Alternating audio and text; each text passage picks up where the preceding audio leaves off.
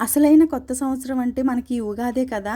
మన ఉగాది రోజున ఆ ఉగాది పచ్చడి చేయడం వల్ల ఎంత ముఖ్యమైనదో తెలుసా? అది ఒక సంప్రదాయం అండి. ఇది మన జీవితంలో వచ్చే సుఖాలు, దుఃఖాలు, ఆనందాలు, బాధలు అన్నీ కలిసి ఉంటాయని గుర్తు చేయడానికే మనం ఈ పచ్చడి చేస్తామనమాట. ఉగాది పచ్చడిలో ఉండే 6 రుచులు మన జీవితంలో 6 భావాలను సూచిస్తాయి.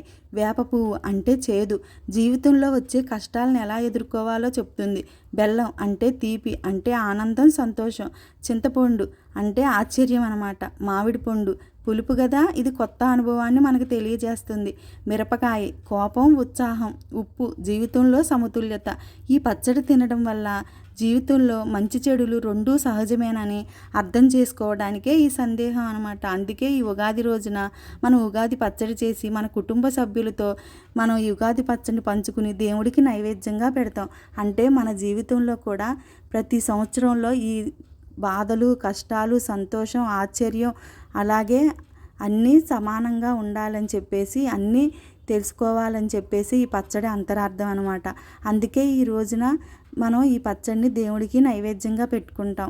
అదీ కాకుండా ఈ పచ్చడిలో ఉన్న అంతరార్థం ఏంటంటే ఇవన్నీ మనం రోజు ఉపయోగించే పదార్థాలు.